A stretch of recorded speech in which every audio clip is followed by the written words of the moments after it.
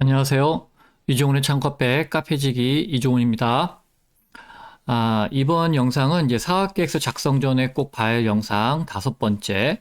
원래는 만들 계획은 아니었는데 이렇게 생각해 보면 아무래도 이 부분도 필요할 것 같고, 또 제가 많은 창업자분들한테 꼭 얘기해 드리는 게 이 부분은 꼭 해주세요라고 얘기는 하는데 잘 안 하시더라고요. 그래서 뭐 안 하시는 건 좋은데 알고는 계셔야 될 것 같아서 제가 영상으로 만들어 봤습니다.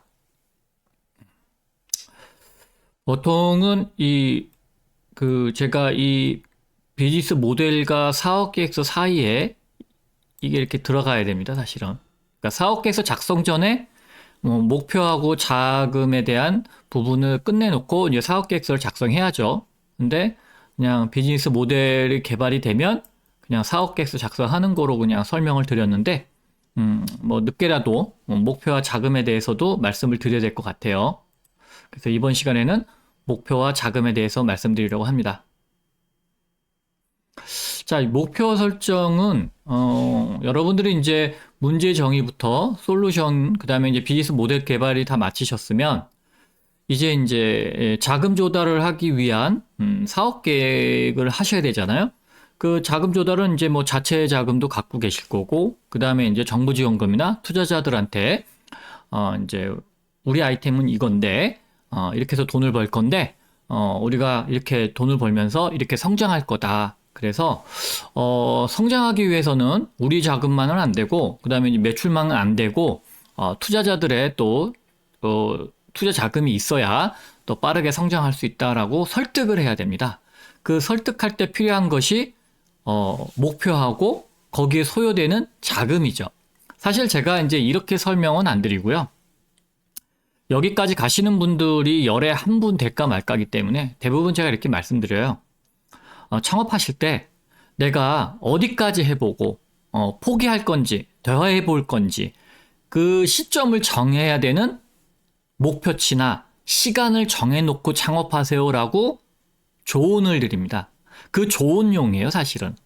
이건 뭐 좋게 표현을 해서 뭐 성장하고 자금 얼마 필요해요. 이건 해피한 케이스고, 대부분은 자기가 언제 그만둬야 될지 잘 모르세요.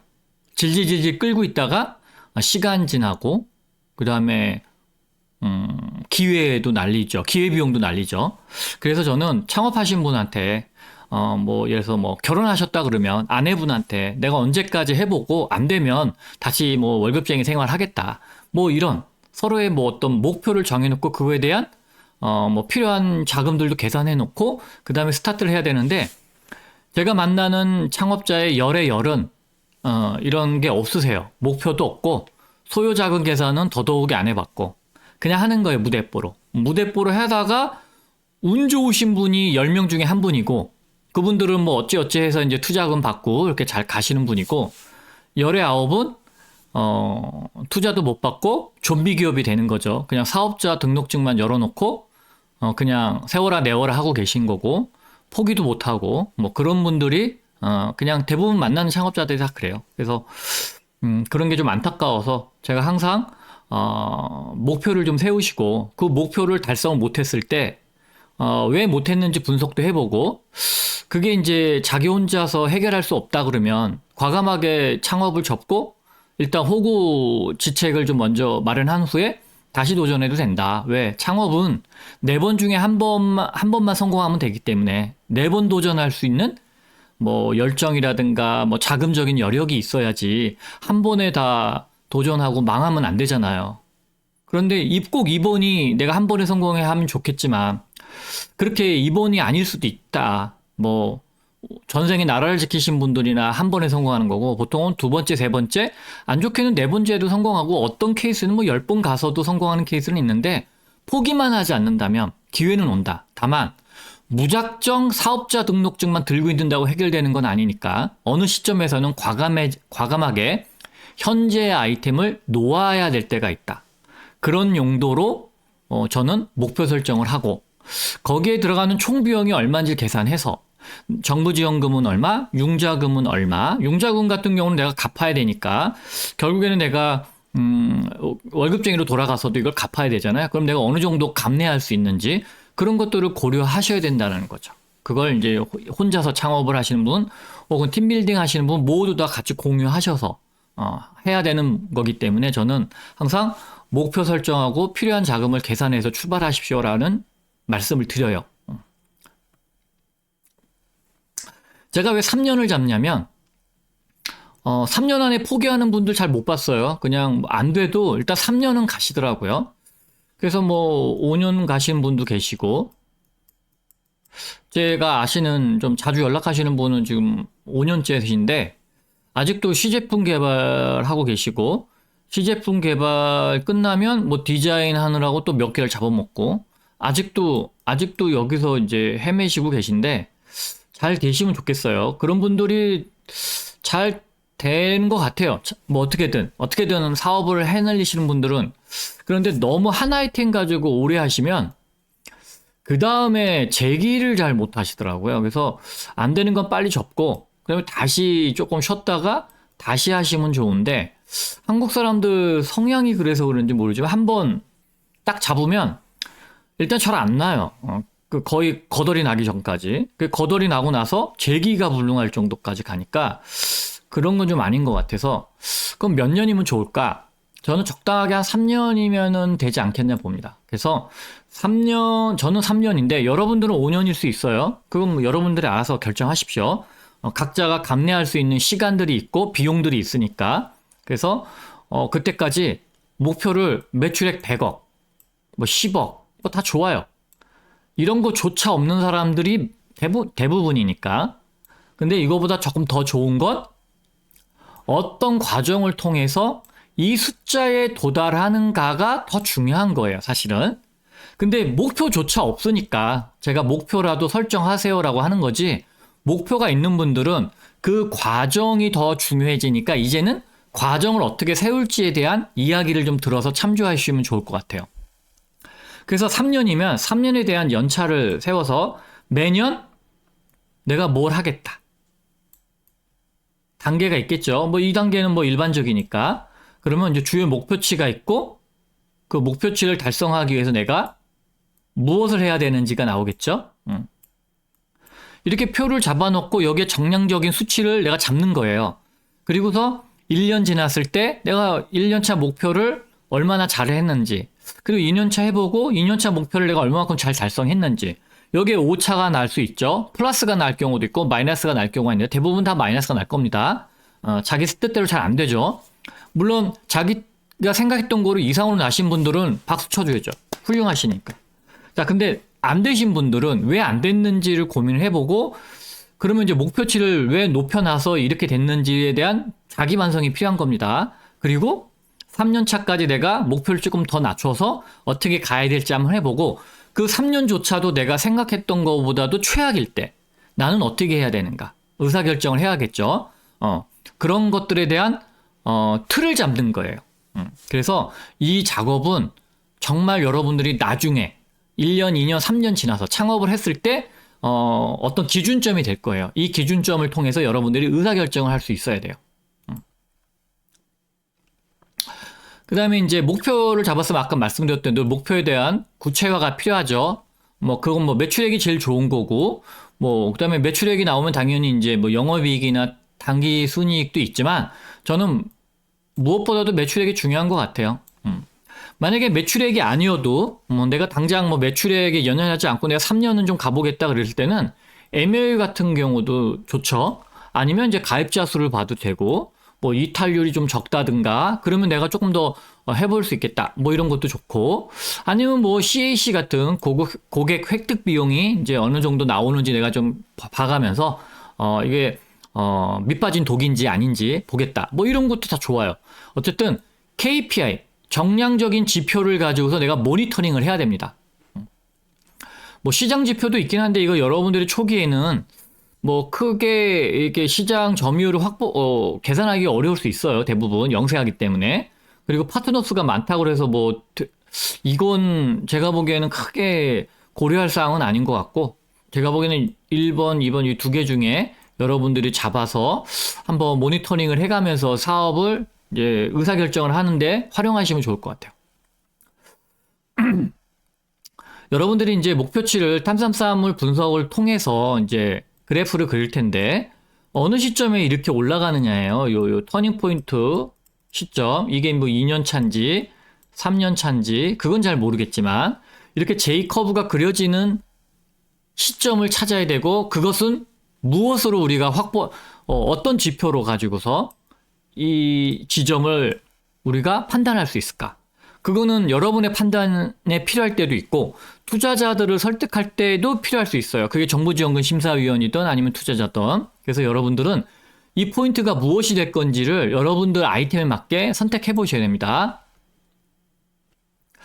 자, 소요자금을 이제 계산을 해야 돼요. 소요자금은 여러분들이 분명히 3년을 잡았으면 출발할 때에 가다 보면 어디선가 자금이 다 소진이 돼요.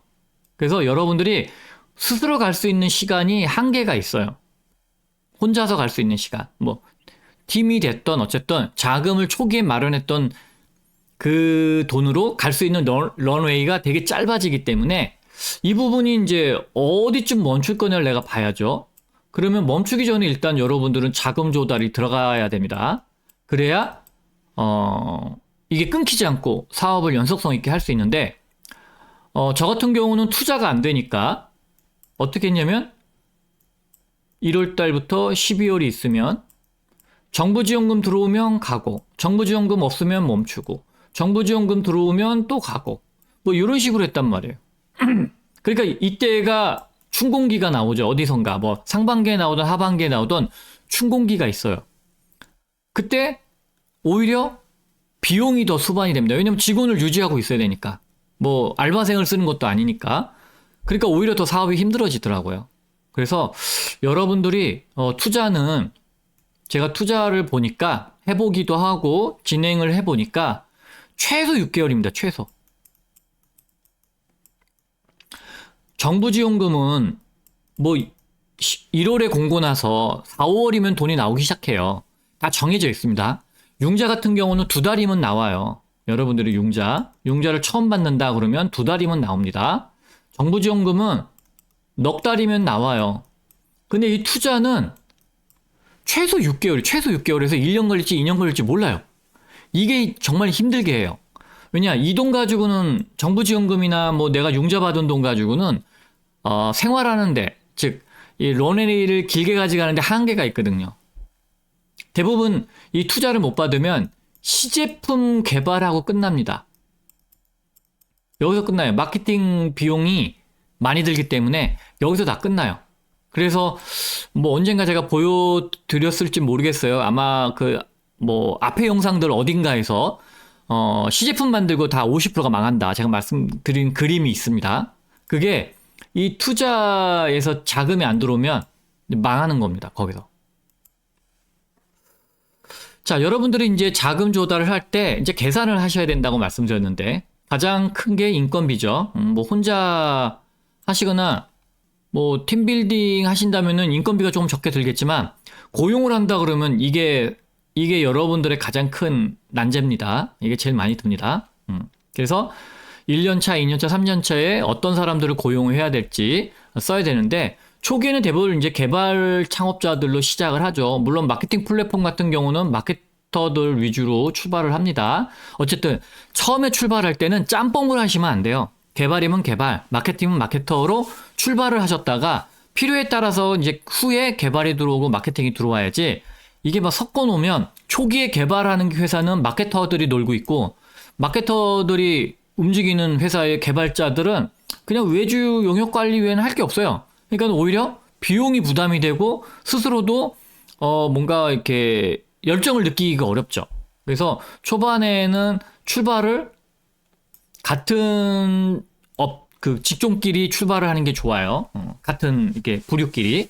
그래서 팀빌딩 할 때 개발자들이 한 3, 4명이 두세 명이 마케터들도 두세 명이 모여서 같이 이제 창업을 하게 출발을 하고 그 다음에 필요에 따라서 뭐 개발 인력을 외주 관리 인력 정도 수준으로 쓰는 수준으로 해서 인력을 채워가시는 게 좋죠. 그래서 월별로 얼마씩 드는지를 계산하셔야 되고 이제 여러분들이 잘 모르는 비용들이 이런 거죠. 그러면 급여의 1.2배를 하시면 됩니다.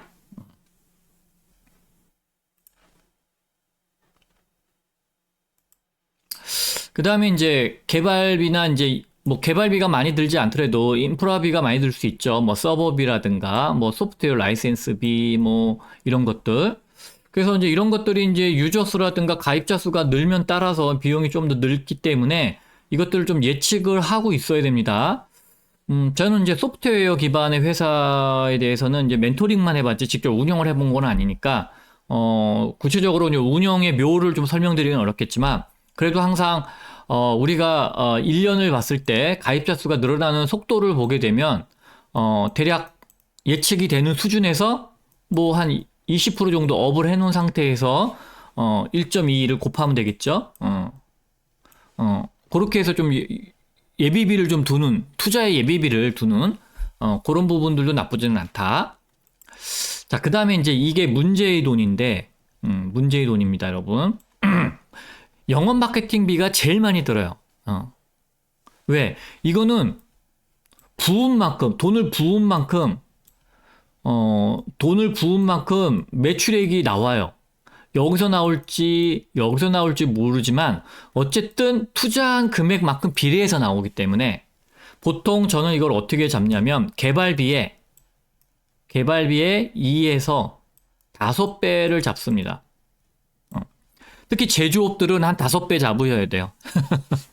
왜냐면, 영업 마케팅만 드는 게 아니라, 그 다음에 뭐 ASB 이런 것도 엄청 들어야 되거든요. 물 유통비까지. 그래서 제조업은 이게 좀 많이 들어요.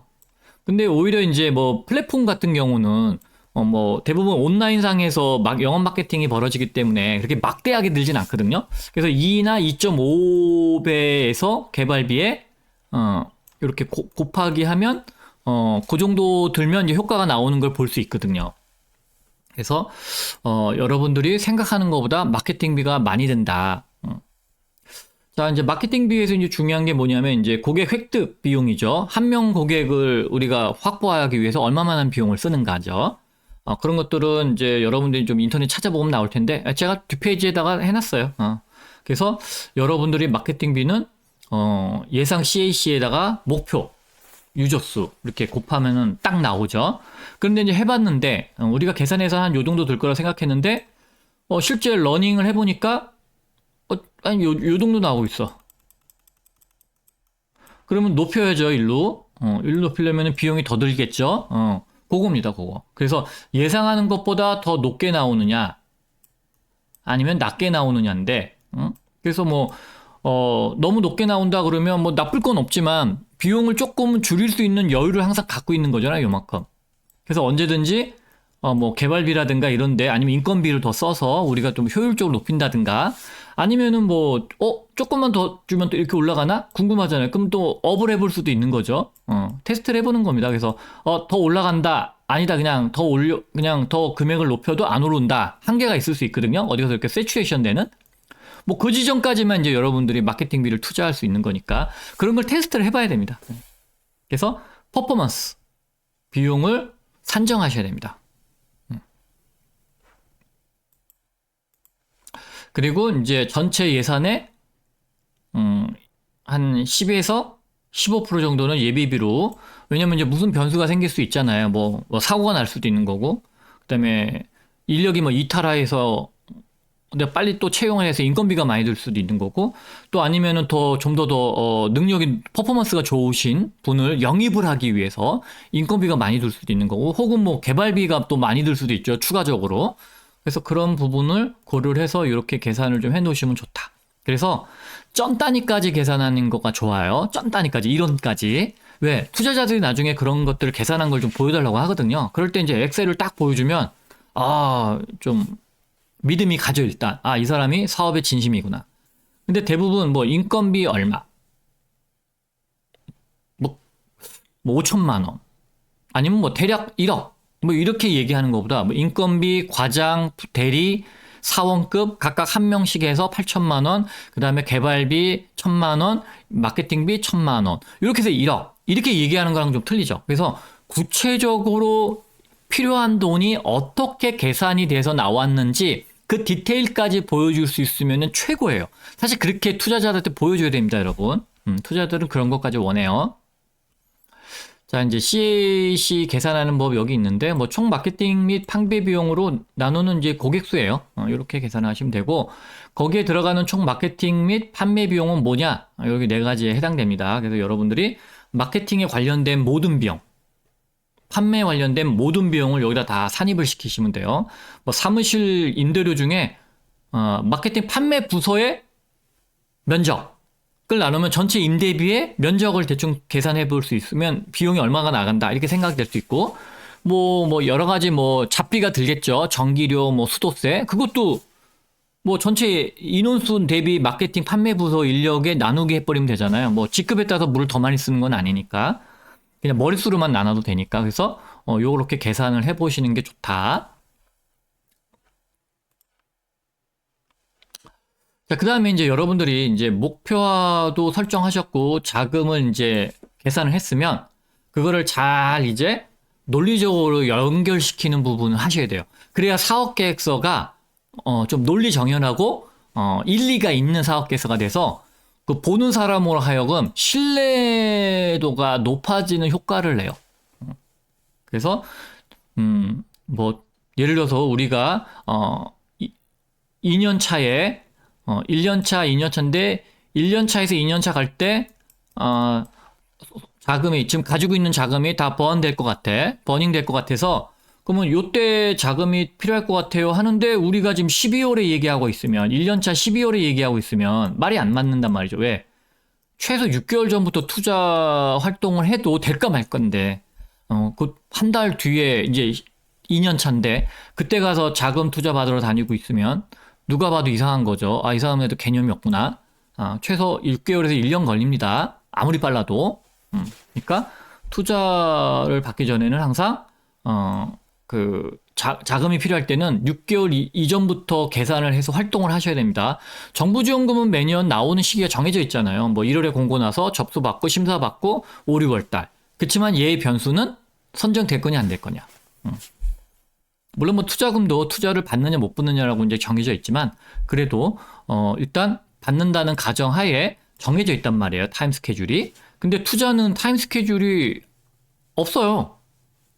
왜냐면 이제 투자자들 적극적으로 나올 때야 비로소 이제 뭐 이러쿵저러쿵 해서 6개월 뒤에 딱 돈이 들어오지 투자자들은 반응 없을 때는 그게 6개월 걸릴지 1년 걸릴지 2년 걸릴지 모릅니다. 그래서 여러분들은 그럴 때 내가 어떻게 해야 되는지도 미리미리 다 적어놓고 기록해놓고 판단하셔야 돼요. 내가 3년이 됐을 때까지 투자를 얼마를 못 받으면 뭐 투자 받게 되면 뭐 그만둘 수는 없겠지만 한 푼도 못 받는다. 그러면은 내가 어떻게 되느냐 그런 거 고민하셔야 됩니다. 결국 투자자들이 원하는 건 어느 시점에서 이렇게 올라가느냐예요. 요 시점 어디 앞에서 투자해야 정말 싸게 많이 먹을 수 있잖아요. 투자자들의 속성은 다 이래요. 다 여기 어딘가에 들어오고 싶지, 여기에 들어오고 싶진 않거든요. 이거는 꼭 여기서 꺾일 수도 있고 하니까. 그쵸? 뭐, 초기 기업들이야, 뭐, 여기 들어가도 사실은, 뭐, 이렇게 갈 거니까 더 먹을 수는 있는데, 근데 극초기에 들어가고 싶은 거죠. 도둑놈 씹보이긴 한데, 어쩔 수 없어요, 그거는. 여러분들이 투자자라도 어쩔 수 없습니다. 똑같습니다. 그러니까 어쩔 수 없는 거죠. 자, 이제 점검을 해드리고 이제 사업계에서 자문 받는데 이거는 이제 창업 사업 자문이고요. 제가 이제 R&D도 시작을 다시 했습니다. 이거 안 하려고 했는데 머리 아파가지고 이거 너무 시간도 많이 뺏기고 그런데 이제 조금 R&D도 해야 될 것 같아요. 왜냐면 점점 R&D성 자금이 많아지고 있어요. 사업화 자금인데 R&D성 자금이 많아지고 있어요. 예를 들면 초격차 1000 플러스 같은 경우는 거의 R&D성 수준이에요, 여러분. 사업화 자금이긴 한데. 그 다음에 이제, 프리팁스, 걔도 사업화 자금입니다. 팁스는 R&D 자금인데, 프리팁스는 사업화 자금이에요. 그런데 약간의 성향이 R&D성이에요. 그래서, 이걸 조금 해서 여러분들 좀 도움을 드려야겠다는 생각이 들어서 다시, 메뉴판 하나 더 얹었습니다. 이제 메뉴 3개 됐어요. 그래서 나중에 점검 받으시고 사업화 하신 다음에 R&D까지 이렇게 일괄로 자문 받을 수 있도록 해놨습니다. 금액이 좀 커요, 이거는. 뭐 뭐 수도권 기준으로 한 50만 원부터 시작이고, 그 다음에 이제 뭐 강원도나 뭐 전라북도, 경상북도는 100만 원이고, 왜냐면 대면이 기본이니까. 근데 비대면으로 하겠다 그러면 다 50이에요. 그 다음에 이제 남도, 전라남도, 경상남도, 제주도는 한 150. 이렇게 해놨나? 죄송합니다. 이게 75 아마 100 이렇게 냈을 거예요, 아마. 왜냐면 이제 출장비가 있고 시간도 많이 걸리니까. 그래서 비대면으로 하면 뭐 거래 상관없이 2시간 동안 이제 블라블라블라블라 할 수 있지만 일단 움직이는 거는 여비 때문에 이렇게 잡았어요. 그래서 어쩔 수 없습니다. 실제 R&D는 또 금액도 크니까요. 그렇다고 옛날처럼 뭐 러닝으로 뭐 5% 주세요, 10% 주세요 하면은 법에 걸리거든요. 그래서 그냥 뭐 또 돈 받기도 힘들고 뭐 정부 지원금 되고 나서 안 준다 그러면 뭐 소송할 거예요, 어떡할 거예요, 그거. 그래서 지금은 그냥 컨설팅비로 이렇게 받는 게 제일 낫습니다. 뭐 여러분들 아시는 분은 아시겠고 모르시면 모르겠지만 제가 사실은 심사위원이에요. 심사위원인데 잘 안 갔어요. 근데 이제 가보려고요. 사업계획서, R&D 사업계획서 샘플도 여기 있으니까 좀 내려서 받아보시고. 별거 없어요, 여러분. 별거 없는데 그럼 뭘 자문하냐? 제가 자문하는 기업들은 기술이 탄탄한 기업들이 아니고요. 기술이 조금 애매한데 정부 지원금은 또 받고 싶어. 그러면 어떻게 하면 받을 수 있느냐가 제 고객인 거예요. 그러니까 뭐 지금 뭐 반도체라든가 뭐 바이오라든가 이런 데들은 뭐 기본적으로 학력이 석박사급 이상이 되어 있고, 그 다음에 기술도 본인들이 너무 잘 알기 때문에, 그리고 정부 지원금들도 빠끔이에요, 그분들은. 그래서 제가 필요 없고, 조금 뭐 매출액은 한 수십억 대인데, 연구 인력은 따로 없고, 자체적으로 그런 정부 지원금을 진행하기 어려운 기업들 위주로 제가 진행하려고 해요. 그러니까 초기 기업들이겠죠, 대부분. 그러니까 창업 기업들은 내부에 연구 인력이 많지도 않고 하니까, 그리고 또 R&D 경험이 없으신 분들은 제가 도와드려야죠. 그래서 제가 그런 분들을 위한 상품이라 보시면 됩니다. 자, 궁금하신 점은 뭐 이렇게 주시면 되고, 이것 때문에 그런지 문의 메일은 잘 없어요. 그래서 뭐 전 편합니다. 여러분들이 궁금한 건 알아서 해결하시니까. 그리고 뭐 요즘 무료 멘토링 많잖아요, 여기저기. 그러니까 여러분들이 저한테 물어보지 않고 그냥 다 이제 자체적으로 해결하는 것 같아요. 네. 이제 서초에서 하는 강의는 제가 말씀드렸어요. 요 공고가 아직 안 나온 것 같아요. 공고를 나와야 그냥 이 사이트 가입자 누구나 가능한 건지. 근데 제가 강의 장소를 보니까 30명 들어가기 힘들겠더라고요. 장소를 제가 아니까. 그때 25명 정도?